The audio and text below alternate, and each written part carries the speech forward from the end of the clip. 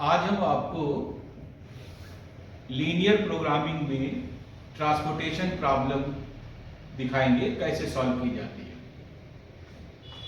एक प्रॉब्लम लेते हैं।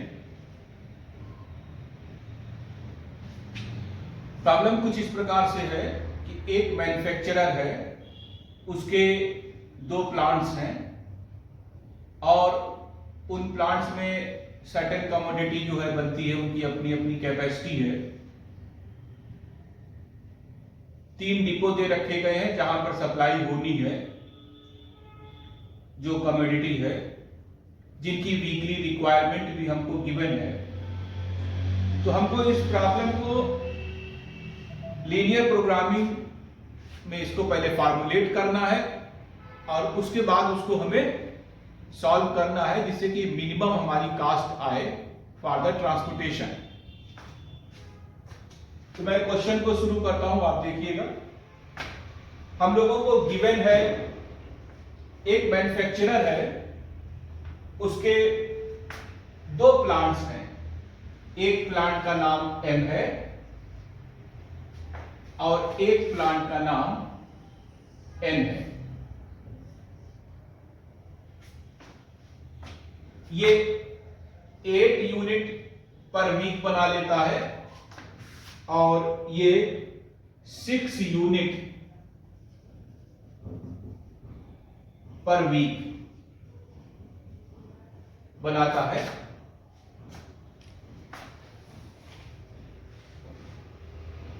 तीन डिपो है,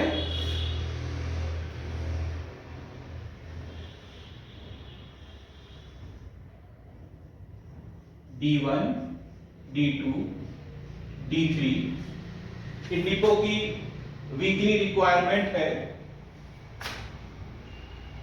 5 यूनिट्स, 5 यूनिट्स एंड 4 यूनिट्स। इसके साथ साथ हम लोगों को यह भी गिवन है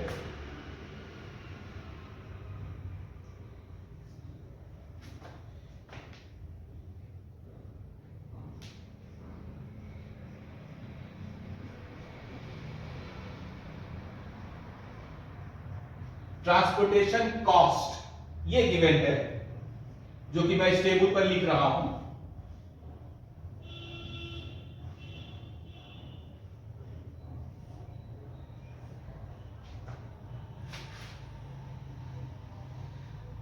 एम से D1 पर अगर हम सप्लाई करते हैं तो ₹160 रुपीस पर यूनिट का कास्ट आता है।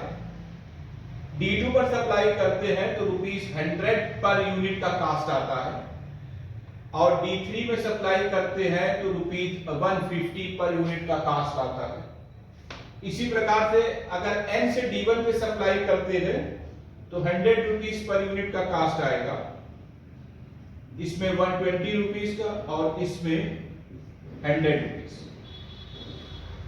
मतलब प्लांट M से अगर हम कमोडिटी का सप्लाई करते हैं D1 पर तो ₹160 पर यूनिट की कास्ट आएगी, D2 पर 100 और D3 पर 150। इन द सेम मैनर ₹100 की कास्ट आएगी अगर प्लांट N से हम लोग सप्लाई करेंगे 120 एंड 100 पर यूनिट्स। ये रुपीस में है, ये सब हमारे रुपीस में। ये हमको क्वेश्चन में इतनी इंफॉर्मेशन गिवन है।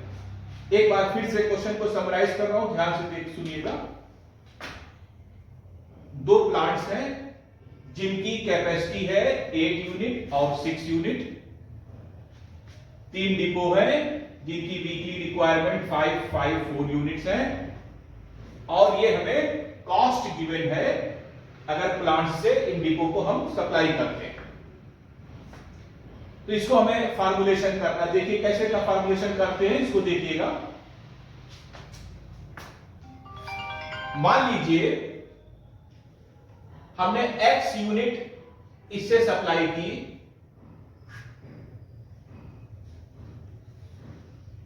Y यूनिट इसको सप्लाई किए,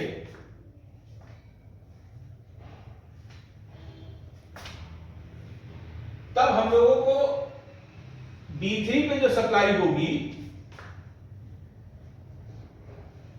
वो सप्लाई होगी 8 यूनिट की टोटल सप्लाई होती है, एक्स और वाई की सप्लाई हो चुकी है, तो रिमेनिंग जो है इस पर जाएगा। दैट इज इसकी जो सप्लाई होगी वो होगी 8 minus of x plus y, ये इसकी सप्लाई होगी। अब देखिए, अगर हम n से सप्लाई करते हैं, x यूनिट इसको मिल चुका है फ्रॉम द प्लांट m, तब रिमेनिंग जो है इसको सप्लाई कहां से होगी, इससे सप्लाई होगी। तो रिमेनिंग 5 माइनस x यूनिट इसको यहां से सप्लाई होगी। इसी प्रकार से y यूनिट इसमें सप्लाई हो चुका है, रिमेनिंग 5 माइनस y इसको सप्लाई होगी।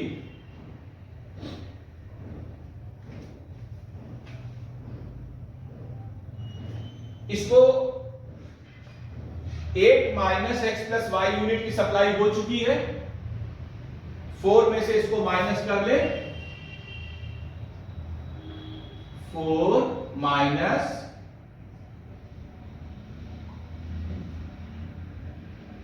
8 माइनस एक्स प्लस वाई, ये सप्लाई इसको n प्लांट से होगी।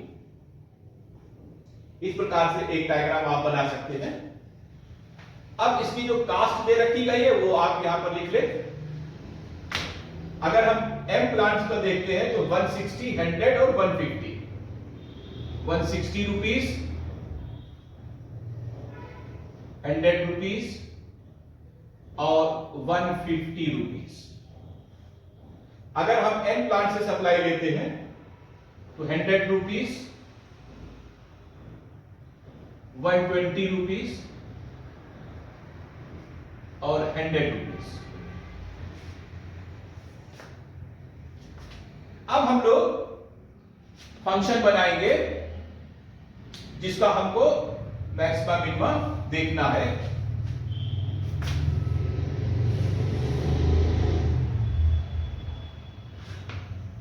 फंक्शन बनाने के लिए z फंक्शन को हम सपोज डिनोट कर रहे हैं z से, यहां पर x यूनिट और 160 यूनिट पर यूनिट कास्ट, तो आप 160 इंटू एक्स ऐसे लिख दें, प्लस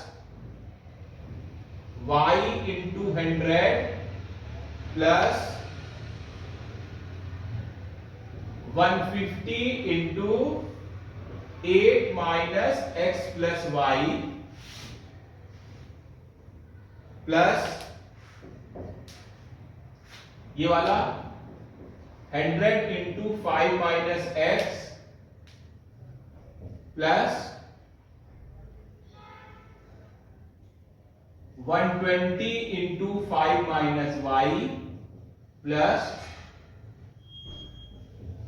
100 इंटू ये कितना हो जाएगा, ये हो जाएगा x प्लस वाई माइनस 4, ये हो जाएगा x प्लस वाई माइनस 4। इसको जब हम लोग सॉल्व करेंगे तो z की वैल्यू आएगी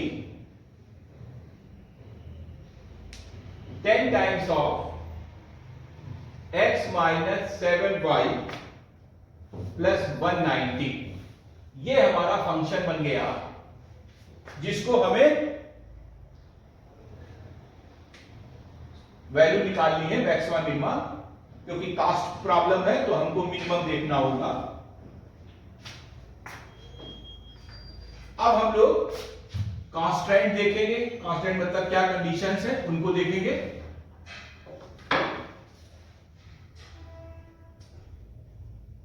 इसको x यूनिट की सप्लाई हुई थी, इसका मतलब ये हुआ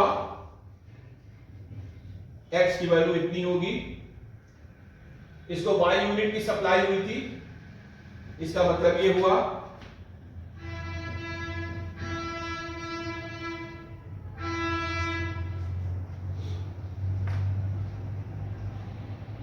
इसको सप्लाई हुई थी 8 माइनस एक्स प्लस वाई की सप्लाई हुई थी। तो ये 0 से बड़ी होगी क्योंकि ये एक नंबर है, इसलिए इसको हम लोग ऐसे लेंगे। और 4 यूनिट से ये कम होगा।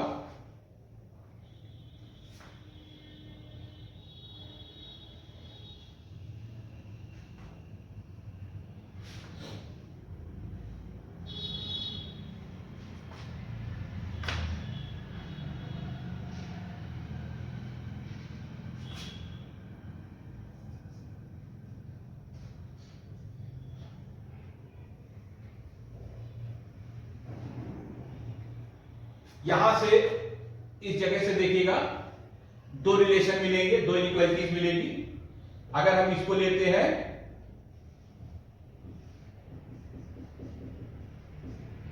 यहां से हमारे पास इनइक्वालिटी आएगी x plus y less than equal to 8, और अगर हम ये लेते हैं 8 minus x plus y less than equal to 4, यहां से हमारे पास आएगा x plus y greater than equal to 4। अब हमारी जो प्रॉब्लम है उसको मैं एक बार फिर से समराइज करूंगा। एक बार इसको ध्यान से सुनिएगा, फिर मैं इसके सॉल्यूशन पर आऊंगा।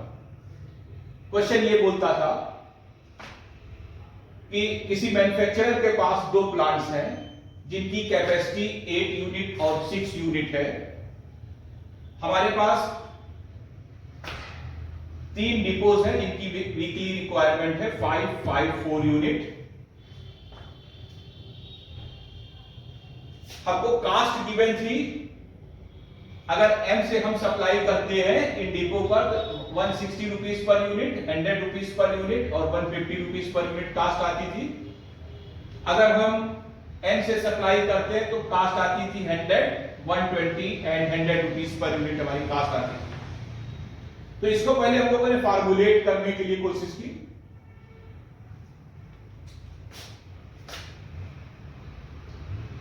इसको ये जो मान लीजिए कि x यूनिट हमने इस पर सप्लाई किया, इसको y यूनिट सप्लाई किया फ्रॉम द प्लांट M, तो remaining 8 minus x plus y इसको इस पर आ जाएगा।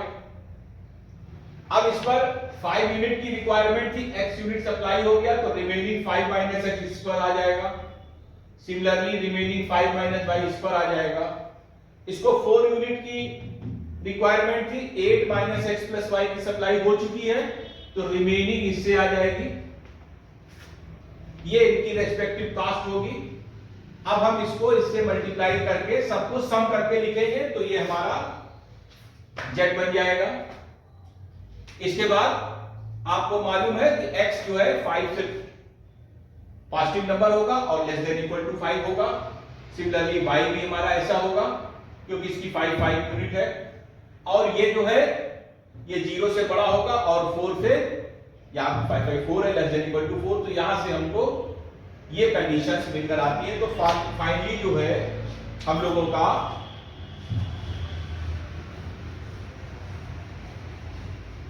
ये जो प्रॉब्लम बनी वो ऐसे बनी, z है 10x माइनस 7y प्लस 190 और x है less than equal to 5, 0 positive number,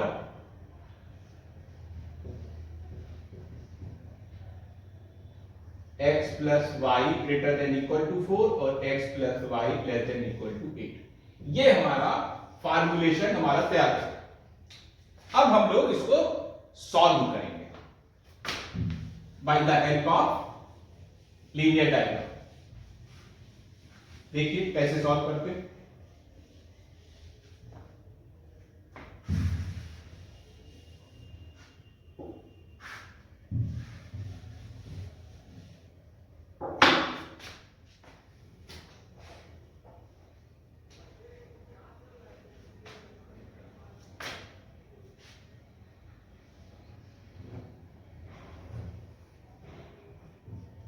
x y, जैसे हम लोगों को प्लॉट करना है x plus y greater than equal to 4, तो हम लोग line x plus y equal to 4 को प्लॉट करेंगे। When y equal to 0 x equal to 4, suppose कीजिए 4 कामा 0 ये पॉइंट हो जाएगा। When x equal to 0 then y equal to 4, तो 0,4 ये पॉइंट हो जाएगा। इन दोनों को पॉइंट को मिलाते हुए एक लाइन हम ड्रा करेंगे। सिमिलरली अगर हमको इसको ड्रा करना है x plus y equal less than equal to 8, तो x plus y equal to 8 हम ड्रा करेंगे। ये सपोज कीजिए यहां पर आ गया 0,8 और ये आ गया 8,0। इनको मिलाते हुए एक लाइन हम ड्रा करेंगे। अब हमको अपर पोर्शन लेना है, लोअर पोर्शन लेना है। ये कैसे हम मालूम करते हैं देखिएगा। हमसे बोला गया है x plus y is greater than equal to 4। अगर आप इसमें 0 0 डालते हैं तो 0 is greater than equal to 4, ये हमारा नॉट है। 0 0 यहां पर, इसका मतलब ओरिजिन की तरफ का हमें रीजन नहीं चाहिए, उसके अपोजिट साइड का रीजन चाहिए। तो इसलिए हमको ये रीजन चाहिए, ये रीजन चाहिए। Similarly x plus y equal less than equal to 8, जब 0 0 डालेंगे तो 0 is less than equal to 8 आ जाएगा। ये सही है। तो इसका मतलब टुवर्ड्स ओरिजिन रीजन चाहिए। ये रीजन हो गए, ये कॉमन पोर्शन हुआ।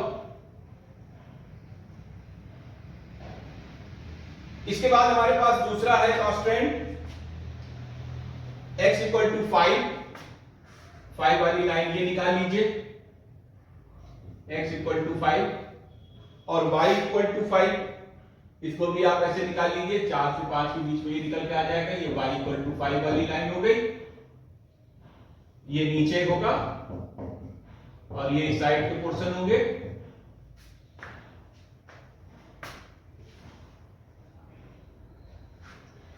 ध्यान से मेरी बात को एक बार सुनिएगा। अगर आपको x इक्वल टू a वाली लाइन ड्रा करनी है तो ये x इक्वल टू a वाली लाइन होगी। अगर आपसे पोर्शन पूछा जाए x is greater than equal to a, तो राइट साइड वाला पोर्शन होगा।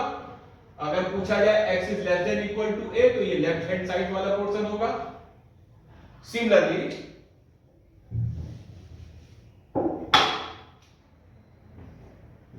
अगर आपको लाइन ड्रा करनी है y इक्वल टू b, मान लीजिए 0,b से ये पहला लाइन ऐसे ड्रा करेंगे। अगर आपसे y is less than equal to b पूछा जाए तो डाउन साइड पोर्शन होगा।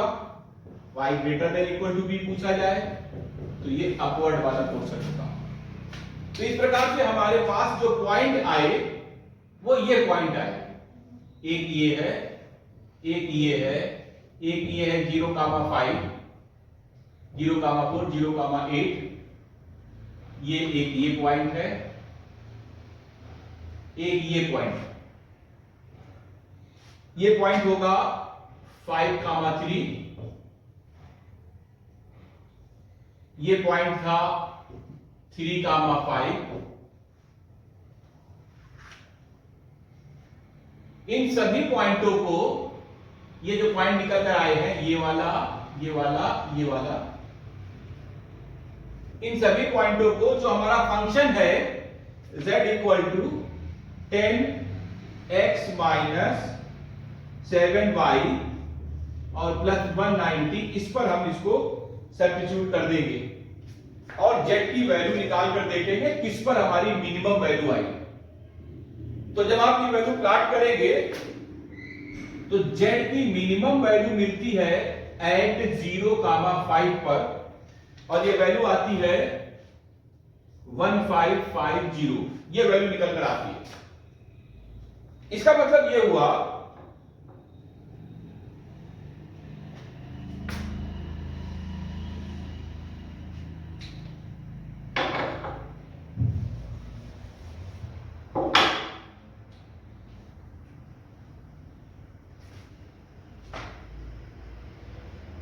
एम प्लांट से 0, 5 और 3 यूनिट की सप्लाई होगी।